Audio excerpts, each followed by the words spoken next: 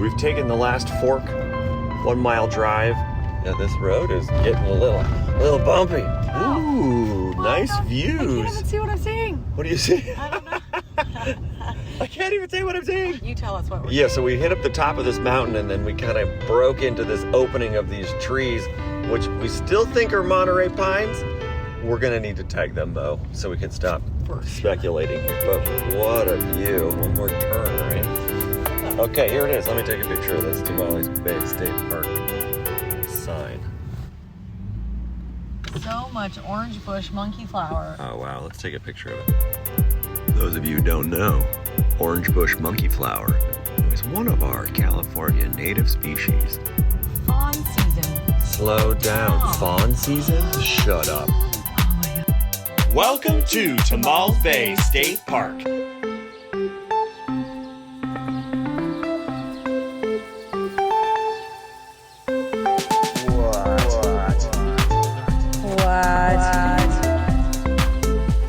Look, there's a hazelnut on the ground.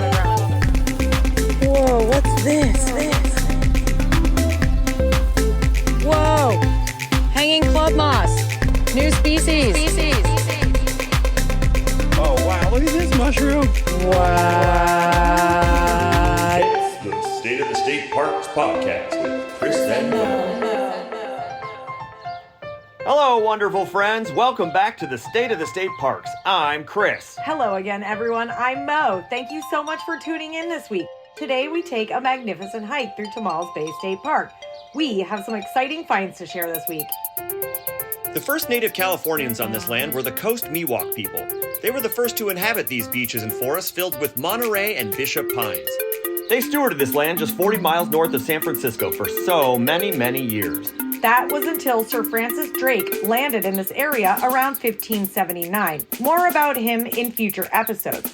Shortly after this time began Spanish colonization. Sigh. It wasn't until the 1940s and the completion of the Golden Gate Bridge when real estate developers started buying up big swaths of land because they had an idea to create the Atlantic City of the West. This alarmed locals and conservation groups, so the push was made in 1952 and Tomales Bay State Park was created and saved. There's a lot to learn, and luckily, we met the perfect park interpreter when we pulled up to the front gate. Hi. Hi, how are you? We're first timers. We're first timers. Does our pass work here? Yes. Wonderful. We are doing a podcast about state parks. Oh. We haven't released it yet. We're just starting it out on a road trip called the State of the State Parks. We're looking for a little information on this place. Would you be interested in talking to us for a second? Sure. Okay. So I'm the interpreter one for Tomales Bay State Park. So Nice. I do this for my job. Amazing. We found the right Tell people, person. Yeah, about the park. Tomales Bay is pretty special. Tomales Bay in general is a biodiversity hotspot, as is Bodega Bay, which is just, the next bay up. So we get a lot of overflow from Bodega Bay. It's a marine protected area, so naturally, when you have a marine protected area, you get that biodiversity overflow happening. And we certainly have some ecosystems in the park that are powerhouses when it comes to biodiversity. Including tidal salt marshes, eelgrass beds, and then of course we have our mixed hardwood forest behind us, which is home to our bishop pines. Oh, we were wondering what they were. Yeah. We thought they were Monterey pines, but we were guessing, so. There are, like I said, it is mixed, so you get some Monterey. There are Montereys. But primarily the ones around us right here, these are bishop, mixed in with some madrone, some California bay laurel, coast live oak, and we have some tan oak stands as well throughout the park. Then we have the Marin manzanita in the park, which is also, only grows in Marin County and up here. It's just that this specific manzanita requires exposure to smoke. And so does the bishop pine. It requires exposure to fire to reproduce. So we have some old growth, and I say old growth as in like original stands of bishop pine. They go back 10,000, 20,000 years here. Bishop pines only grow in 3 areas in California. Here, a little bit north of here, up by Salt Point, and down south by Baja, California. So if they're here, they've been here for a long time. Part of the reason they were here for so long is because of Native American stewardship of the bishop pine, and use of fire in the park, in the bay, and in a grand scheme of things. The stands we have here are about 80 to 100 years old. Wow. And they are dying. They are starting to, we have a lot of tree failures over the winter. It gets really windy and wet here. And we're trying to remediate that issue with a forest health and fire resiliency plan that we're going to be implementing, which is basically prescribed burning throughout the forest to regenerate these bishop pine stands so that we have a more diverse stand. We bring back these native plants and trees and kind of clear out the undergrowth and the understory. Are there hikes and stuff that you think that are favorite, popular? Yeah, so with the community, the Jepson Trail and the Johnstone Trail are favorites because you can access them from the road up here, the Pierce Point entrance. Sure. So we have a lot of community members who will hike down into the park from the Jepson Trail, and then they'll do like a loop, or we also have another park entrance, Shell Beach, that's integrated in the community. So literally folks can like park and walk in. Oh, that's fun. So we've got those two trails that they really enjoy. Indian Beach Trail Loop is really beautiful as well. It's our shorter trail, but it does pop out to Indian Beach, which is it gives you a beautiful view of Tomales Bay. Nice. I would say one of the primary reasons that people come to Tomales Bay State Park is for kayaking and for day use down at Heart's Desire Beach. Heart's Desire. We We saw passed that a sign. Yeah. Got it. And so basically if you continue on this road, probably another quarter mile, you'll hit the entrance for Heart's. And it's a picnic area. It's a great little stretch of beach, and we get a lot of families who come out here, and it's a perfect swimming beach because it's a sheltered cove. So you can let your kiddos swim in the water and not have to worry about, riptides and such. Yeah. Nice. And it's just it's a really quaint little area of the park. Sees a lot of visitation. I love it. And Amazing. the cultural background, like as far as what was here before this was a state park. How far do you want to go back? As far as you want to tell. Yeah, as much as you want to give us, we're down. Well, we know that Coast Miwok tribal groups are here, but, beginning 5,000-ish years ago, our archaeological records are indicating, 4,000 to 5,000 years ago, we have individuals here living, working, utilizing the natural resources in the space. Of course, their oral histories go back 10,000 years. Yeah. So here in the park, we do have shell midden and evidence of inhabitation here, which is it's really cool. Yeah. And certain areas of the park are more culturally sensitive for that reason. Okay, real quick, the term shell midden refers to an archaeological find of a mass of usually mollusk shells. Sometimes these finds are meters thick. Although they provide insight to what native peoples ate, there's been some debate on how much more these finds indicate. Okay, back to Kaylee at the front gate. No, Tomales Bay, there were large settlements, large villages over across the bay at Marconi Cove and up towards Olima. Those were the two primary villages. Coast Miwok were semi-sedentary hunter-gatherers, so they would follow seasonal cycles. So wintertime, collecting things like salmon, late fall berries, and stashing acorn, drying them out and such. And then, springtime, we're moving into, you can sort of harvest tubers and more vegetation and early berries. And you're also able to harvest other things like waterfowl and other fish during other times of the year. Very high productivity, very, very high usage of resources here in the bay. They were here living, working, trading with the southern Pomo, the Wapo, some Patween individuals who made it over this far. They're trading for things like obsidian because they can't find obsidian out here in Tomales Bay. And using resources like clamshell beads as currency to trade for that. And then first contact with Europeans would have been Sir Francis Drake in 1579, and that would have been over where Drake's Estero is now. Okay. We see Spanish colonization happen about 200 years later with the mission system. So that period of Spanish colonization was 1769 to 1821. And what that looked like out here in Tomales Bay, generally the removal of Coast Miwok individuals from Tomales Bay to go work at the mission in San Rafael. After Mexico gains its independence from Spain, we see the Tomales Bay area get separated up into individual land grants. Oh, wow. And given over to Mexican landowners and rancheros. And so essentially the idea with the missions closing and going through the secularization process was that the land grants would be given to Native Americans and the land would be split up, resources split up. They would be given seeds and tools and livestock to go create their own homesteads, but of course that didn't happen. And most of the land went to wealthy Mexican Californios who had established themselves well up there with the governor. And so that kind of transition from, I'm going to say, hunter-gatherers occupying this land to now land grants and ranchos kind of spurs agriculture out here in Tomales Bay. We see oyster farming coming into play when those Coast Miwok individuals who were not working on a rancho or not at the mission, they started oyster farming. And so we see oyster farming kind of come into the area. And then that extended well into, I mean, today we don't have quite as many dairies and quite as many ag hubs as we used to. At one point there was over, you can fact check me on this, but I believe it's well over 200 dairies in the area in the late 1800s, early 1900s. And now that number is a lot smaller, under 50 is what we're looking at, because now water quality is a big concern in Tomales Bay because of that history of agriculture. So we've got influences from logging, we've got influences from agriculture, influences from oyster farming and aquaculture.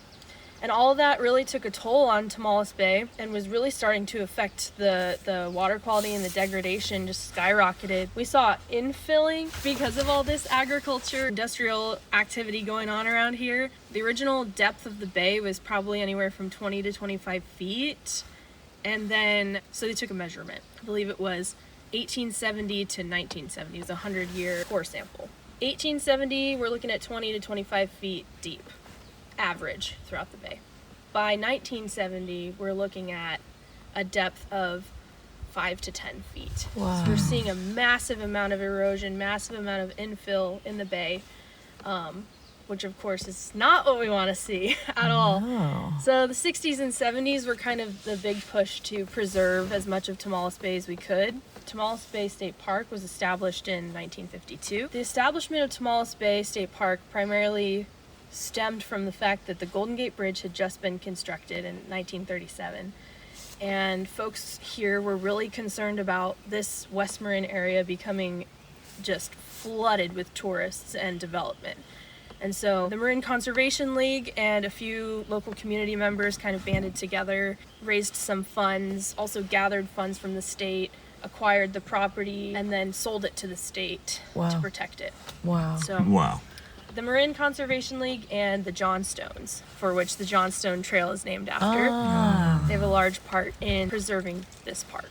That's wonderful. Yeah. What's your name? I'm Kaylee. Kaylee, you're amazing. Thank What you an amazing so, free lecture we just got. much. I'm Mo, that was so by the much. way. That No, was that was amazing. amazing. Are I you was like, kidding? that was awesome. I was like our own personal Zoom lesson.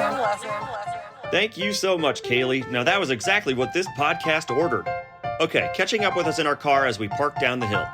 Oh my goodness. I'm reading in this map that we got from the front lady who was so, Front lady. Kaylee? you know, she was so nice. Okay. It says, human impact on the land is dwarfed in comparison to the influence of nature, time, and the San Andreas Fault, which lies directly beneath the 12-mile length of the Tomales Bay. What? It's in the middle of the bay, The fault? right between it, right between the two pieces of land we've been on. You're blowing my mind. That's crazy, dude. There's some crazy birds right now. I'm going to turn on the old Merlin and see what we find.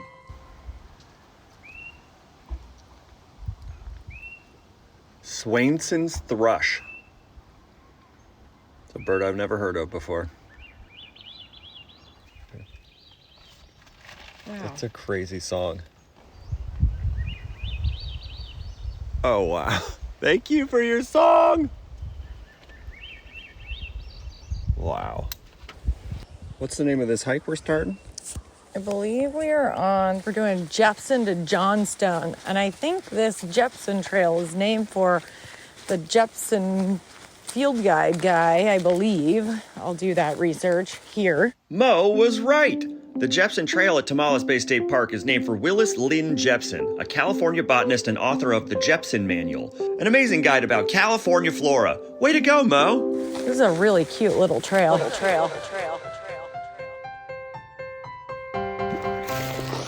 There's two different kinds here. I think there's 2 or 3. Western sword fern. No, I have it.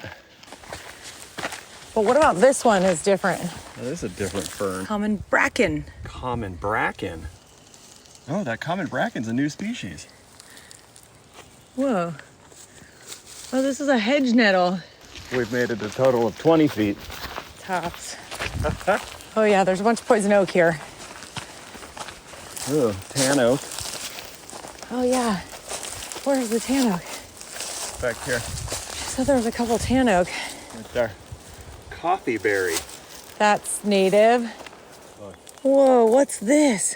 What'd you find? Whoa. Look, there's a couple or here. it's a... Dude, it's a gall. It says coffee berry. It's not tagging what this gall is. Coffee berry gall, I guess this would be called. Yeah, look, there's more. Wow. These galls are so cool.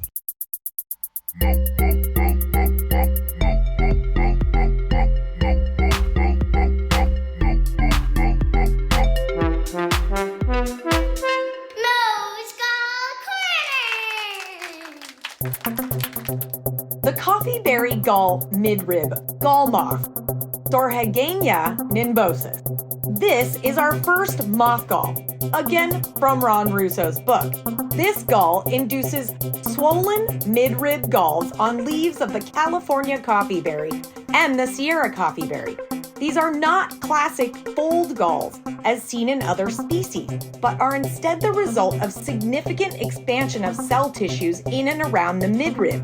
The rigid, thick-walled galls consume most of the affected leaf, leaving only the top and bottom portions unaffected. These sides of the leaf appear to be pinched together as the swelling involves much of the leaf. They look like little green rolled cigars. These galls measure 33 millimeters by 8 millimeters in diameter. They are usually a lighter green than normal leaf tissue. The caterpillars are brown with darker heads and are 6 millimeters long. And the galls appear in mid-May along the California coast on California coffee berry. Ooh, the wren tit just showed up. Wow, with the purple finch singing along. Alder? Oh. Common hazel. There's something here. Something to take a picture of. Oh, is that a hazelnut? Maybe. Holy crap, there's another one. Common hazel. Got it. Look, Is that a hazelnut? guys, Oh. that's a hazelnut. It's a hazelnut. Here, let me point at it. You take a picture of me pointing at it. Right? That is a hazelnut. Yeah, dude. Yeah, dude. That's crazy. But it's a hazel tree, but it's not even like a tree. It's kind of like a bunch of sticks just coming out of the ground. Take a picture of my hand holding the hazel. Mo's pointing at the hazel tree. I'm freaking out. I've never seen a hazel tree before. That's so crazy. Okay, let's move. You ready? Currants and gooseberries. That's perfect timing. Yeah, it looks spiky as heck. All those berries do be... Wow, look at this cool beetle. He just landed right here, waiting to be identified. Spotted cucumber beetle. The cucumber beetle. What a gift. Spotted cucumber beetle. High five. That's definitely getting uploaded. It looks like a yellow Ladybug. ladybug. This is cool. The spotted cucumber beetle. Mo and I had the enthusiasm of some young school children when we found this little dude, but little did we know we were looking at a garden destroyer. This little devil is a reproductive powerhouse capable of laying up to 1,200 eggs in one's lifetime. They feed on cucumbers, corn, squash, all the good stuff. The worst part about these little jerks is they carry disease with them from plant to plant. So even though these are cute little fellas, so cute, we turn our noses up to you and we say good day.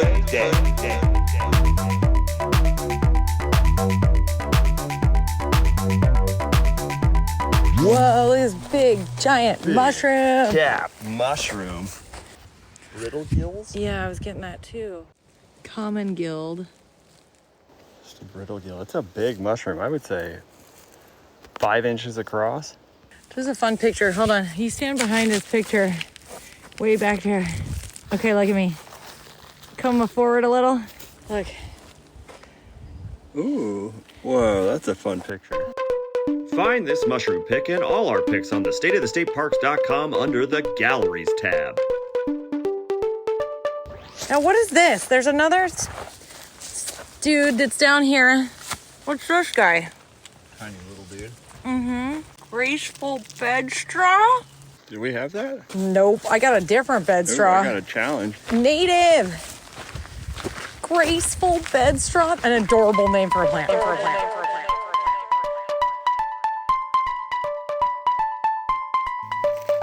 is that? Oak gall. What type of oak is this? I don't know, but they've all come out. Gouty stem gall wasp. Ooh, right there. Get out, get out. Come this way. There it is. Guys, what? What are we? Gouty stem gall wasp?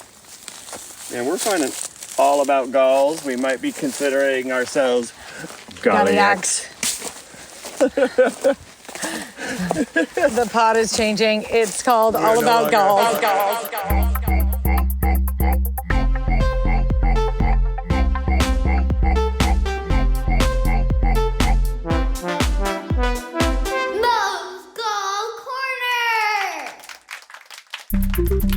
The gouty stem gall wasp, Calorethus quercusatoni. This wasp creates round, potato-shaped, woody stem galls on coast and interior live oaks. These galls are stem-colored, abrupt swellings that reach up to 100 millimeters long by 40 millimeters wide. Older galls are often riddled with exit holes of gall wasps and their parasites. Larval development terminates in late spring. Adults emerge from midwinter through March, nearly 2 full years after the beginning of the gall formation. 2 years? That's crazy. I know, right? These galls are hard and solid, and I have not found them eaten into by birds and mice. This is a quote from the American scientist Alfred Kinsey, who began his career studying entomology and wasp galls before turning to his more famous work. Although these gall wasps aren't considered significant pollinators, their eggs, larvae, and galls when emptied support many species in the oak community, including woodpeckers and spiders. Wait, what are these? These look like those baby blue cups. Forget-me-nots. Broadleaf forget-me-not. Find our picks and some super secret content at our new Blue Sky Social account. We've only been over here for a week or two, and we found quite a community of nature nerds. Once you join, just search for us. You know our name. Okay, back to Tomales Bay. No, but where are these berries coming from? What are you?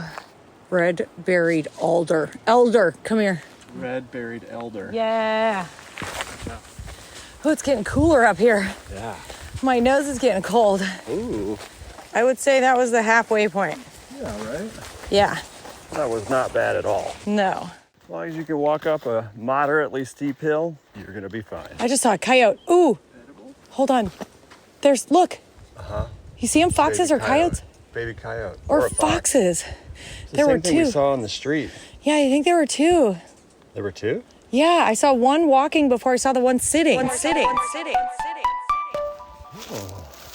Did we just hit the summit? I think that might have been the summit. I think we might need to have ourselves a pinnacle pick. Right here, with this in the background. Yeah.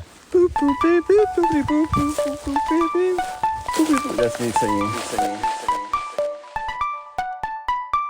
Find our Pinnacle Picks on the stateofthestateparks.com under the Pinnacle Picks tab. Whoa! Hanging club moss. New species. That beep, beep, beep, beep, beep, beep, beep, beep, beep. That's the wren tit. Oh, do you hear that?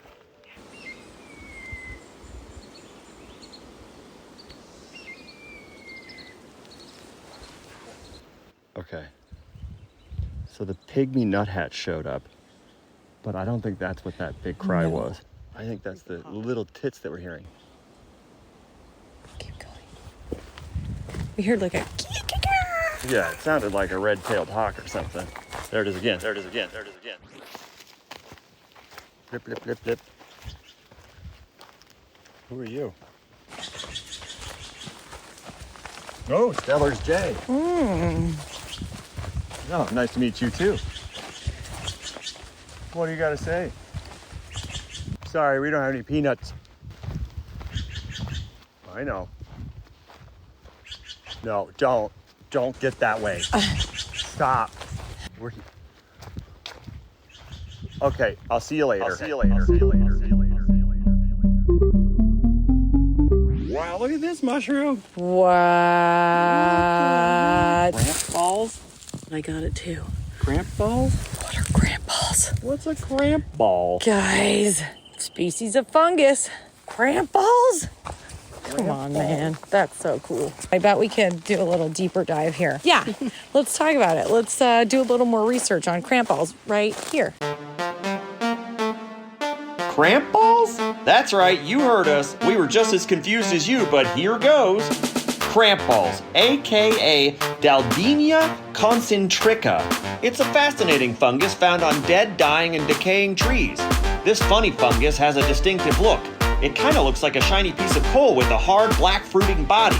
AKA, that's what the mushroom does above the surface. It fruits. Cramp balls average around 1 or 2 inches big. Originally thought to have cramp healing properties, people would carry these babies in their pockets to ward off cramps.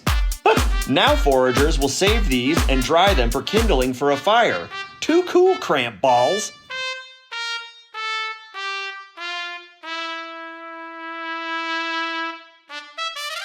That was so fun. It was so beautiful. This place is gorgeous. I would love to spend days here. We could definitely spend days here. It's so quiet. Tomales Bay State Park. We love you. Bye.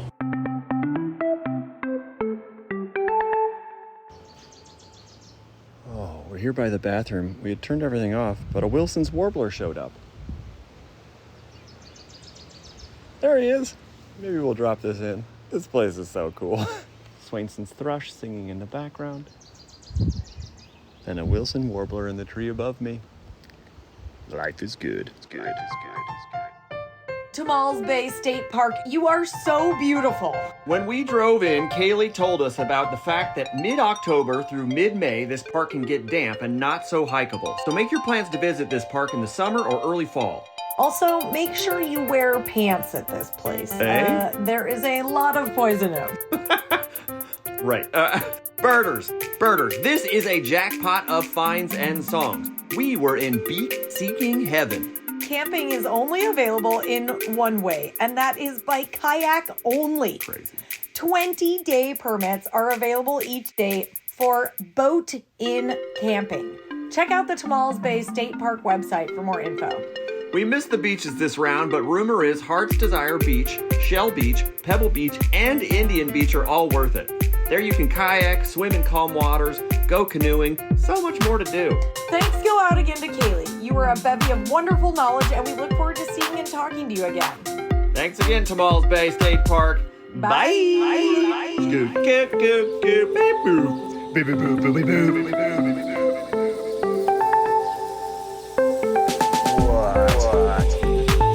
What? Look, there's a hazelnut on the ground. Whoa, what's this? Whoa! Hanging club moss. New species. Oh, wow, look at this mushroom. What? It's the State of the State Parks podcast.